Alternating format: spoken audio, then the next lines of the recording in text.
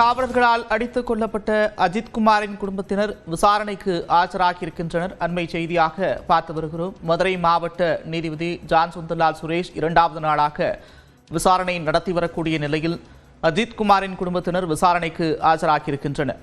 கூடுதல் விவரங்களோடு செய்தியாளர் சிதம்பரம் இணைக்கிறார். சிதம்பரம், விவரங்கள்.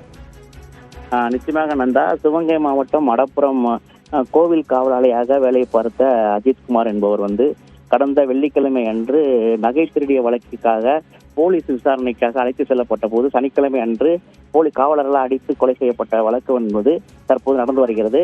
மதுரை மாவட்ட நீதிபதி ஜான் சுந்தர்லால் சுரேஷ் என்பவர் விசாரித்து வருகிறார்.